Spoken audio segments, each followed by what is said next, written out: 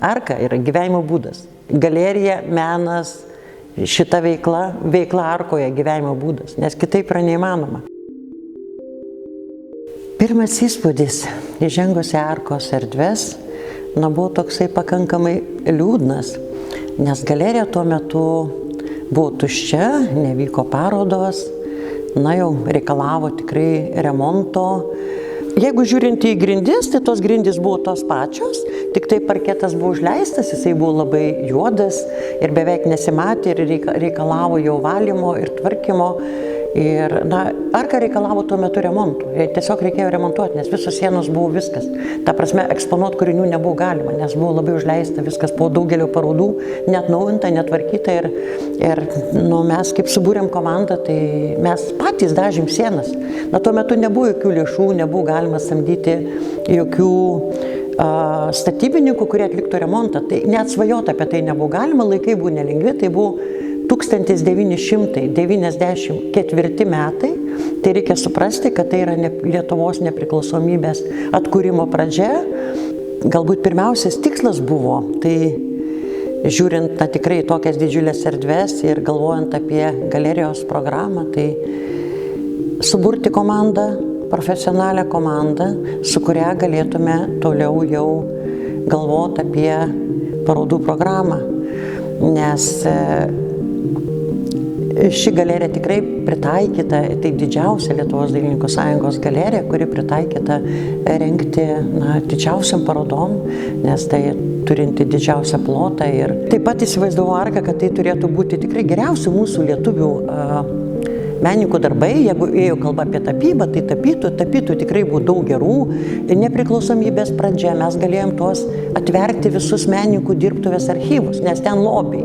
Tarybiniais metais menininkai daug kūrė į savo fondus, į archyvus, pajudinti tos fondus ir parodyti jų geriausius darbus. Lietuvos dailininkų sąjunga buvo nusibrėžusi savo veiklos kryptyse, kad čia turėtų būti organizuojami dailininkų sąjungos narių kūriniai, įvairios parodos, grupinės, teminės ir panašiai. Ir tai galbūt tuo metu daugiau buvo skirta tapybai. Ėjo kalba apie tapybą, nes tuo metu kaip ir buvo šiek tiek pasiskirstę tie žanrai, nes buvo ir taikomosios dailės galerija atskirai, buvo grafikos centro galerija, kuri dabar yra kairė dešinė, ir buvo medalių galerija Švento Jono gatvėje. Taip jinai tuo metu vadinosi, kur daugiau buvo mažosios plastikos, skulptūros kūriniai. Tai čia daugiau buvo galbūt didesnės parodos, sakykime, ar mažosios grafikos, Vilniaus mažosios grafikos bienalės, buvo rengiamos parodos per visas sales ir kitų tokių grupinių įvairių parodų, kuriam reikia didesnių erdvių. Tai jeigu mažai plastikai ar mažesniem darbam, tos erdvės gal yra ir tinkamos. Bet, sakykime, jeigu žiūrint į tam tikrus kūrinius, kuriuos reikėdavo eksponuoti jau ant grindų, buvo ir tokių parodų, kurio objektus ar skulptūras, tai aišku, tada jau sudėtingiau, nes parketas, jisai gal daugiau skirtas, muziejuose mes matome ir parketų grindis, ir matome skirtingų medžiagų, bet tai vis tiek šiek tiek tai ekspozicijai trukdo. Tai mes galim prisiminti, kaip ir Šiuolaikinio meno centras pasikeitė savo grindų dangą, kuri buvo taip pat marga, ir didžiausi priekaištai būdavo iš menininkų, kad labai sudėtinga eksponuoti, nes grindys suvalgo kūrinį. Arka yra unikali tuo, kad tikrai galima joje lankytojui nubrėžti parodos trajektoriją, kuris galėdavo tikrai ateiti į didžiąją salę, pradžioj dešinę pusę, po to pereiti į kitą sekančią didžiąją salę ir ramiai keliauti erdvėmis, užlipant laiptais į antrą aukštą ir taip pat išeinant tokio kaip ir lodžija, balkonų, išeiti iš ekspozicijos. Tai taip, tokių parodų mes tikrai organizavom ir buvo, kurioje galėjai matyti, sakykime, jeigu yra paroda jau ar personalinė, tai matyti to menininko, kažkokią tai kūrybinę biografiją, jo seką, tu gali vesti lankytoją ir nuvesti iki to galutinio taško kažkokio tai. Tuo metu mes bendradarbiavome su Čekijos Respublikos ambasada Vilniuje Ir mums pavyko surengti garsiausių čekų fotografų Josef Sudek parodą. Nemaišyti jo su Saudeku, nes yra kitas fotografas garsus. Josef Sudek tai yra jau jų klasikas ir tuo metu jo parodos nebuvo surengta iš vis niekur rytų Europos šalyse. Jeigu žiūrint į rytus, tai Lietuva ir Arkos galerija buvo pirmoji, kuris surengė tokią didžiulę parodą per šitą galeriją. Tai pasisekimas milžiniškas, nes čia yra jau fotografijos klasikas, jau jų muziejuose, visuose Čekijos ir užsienio muziejuose jo kūriniai. Dar gal išskirčiau iš tokių užsienio, tai su Giotės institutu mums pavyko surengti Nobelio premijos laureato Günterio Graso kūrybos parodą. Čia buvo pats atvažiavęs Günteris Grasas, jis buvo šioje galerijoje, atidarinėjo parodą. Jis buvo čia Vilniuje. Tai čia su Giotės instituto pagalba. Tai jau nekalbėsim gal ten apie kitas dar parodas, gal ten mes aišku rengėm ir su Vilniaus miesto savivaldybė labai bendradarbiavom ir buvo tai Krokuvos grafikos trienalės. Čia buvo irgi surengta tokių tarptautinių didelių parodų. Visų atsiminti netgi dabar neįmanoma. Pavyzdžiui, mes čia ir buvom surengę garsaus fotografo Pauliaus Normanto amžinatilsį jo parodą. Kaip žinome, kad jis yra tikrai toksai, rytų kultūros pasekėjas.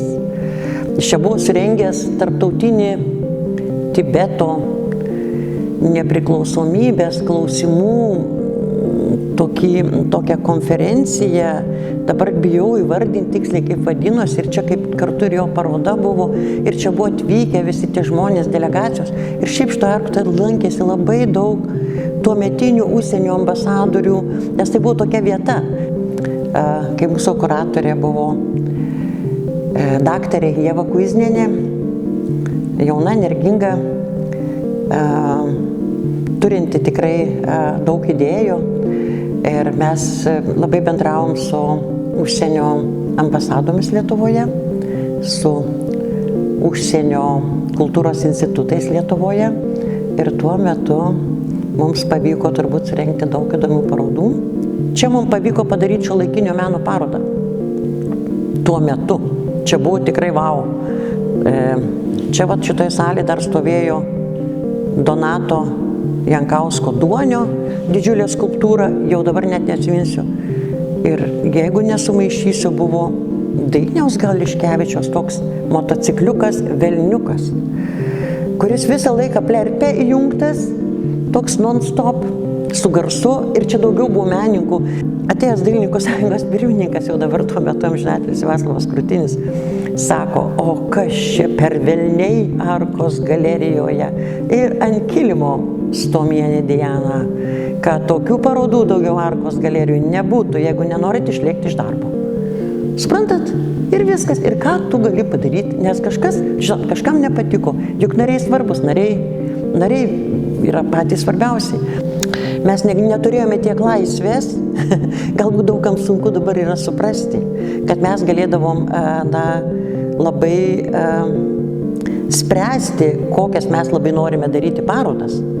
Tai buvo labai nelengva, nes buvo planai ir Dailininkų sąjungos ir tikrai buvo įvairiausių iš menininkų, labai daug diktavo patys menininkai, kas turi būti Arkoje, visi turėjo nuomonę, visi buvo specialistai ir visą laiką vykdavo diskusiją, ar turi būti taip, ar būti taip. Tai ta prasme, Arka neturėjo ramybės pati nuspręsti, komanda neturėjo galimybės netgi pati nuspręsti, kokią jinai norėtų turėti programą. Tai būdavo ta programa, kuri sudėliojama Dailininkų sąjungoje ir kuri būdavo tos paraiškos, kur yra menininkai. Ir tie menininkai dažniausiai nemokėdavo, bet mes turėdavom uždirbti Arkos išlaikymui, surasti pinigus iš kitų vadinamų komercinių parodų. Nors jos ten ne visiškai komercinės buvo ir buvo geros parodos, bet atėjo su krepšeliu, su pinigais. Finansavimas tuo metu buvo, Arka buvo finansuojama tuo metu iš skirtingų šaltinių. Iš pačios Dailininkų sąjungos, mes ten gaudavom atlyginimams, kurie buvo tuo metu tikrai labai labai maži, o Arkos išlaikymui mes turėjom užsidirbti pinigus patys.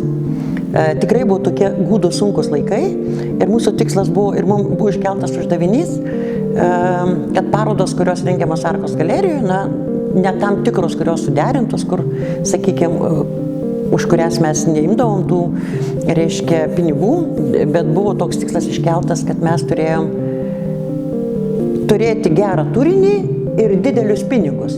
Iš meno negali daug pinigų užsidirbti. Ir tą reikėjo suprasti, nors atsimenu, mes tikrai pakankamai daug pavykdavo, bet per milžinišką energiją, per milžiniškas pastangas visos komandos.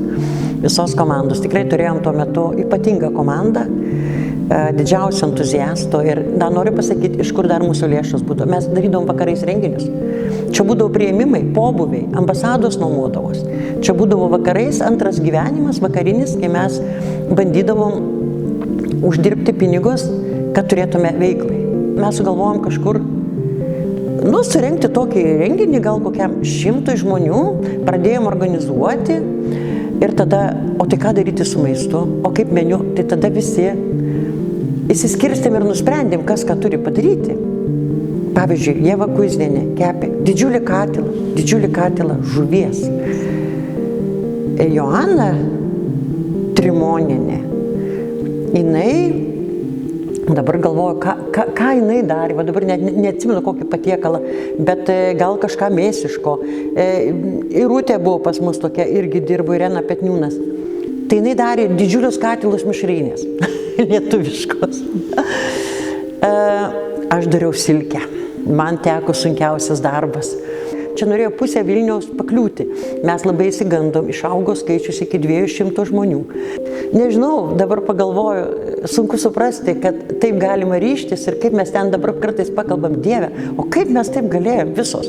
Mes ten padarėm milžinišką darbą tokiam bendruomenės subūrimui ir draugystėje, ir tam tokiam bendravimui svarbiam menininkai su savo svečius artimuosius atsivedę, šeimos narius ir panašiai. Tai čia buvo tokia didžiulė šventė. Aš tikrai norėčiau dabar į tokią šventę patekti. Bet arkai tai aš linkėčiau išlikti tokia gera kokybiška ar toliau parodinė erdvė ir eiti tą kryptim, nes čia tos tiesiog jos ir architektūra, ir jos istorija, ir ši vieta senamiestį, manau, kad diktuoja. Tai tiesiog labai linkiu gerų parodų, gerų projektų ir didžiausios sėkmės.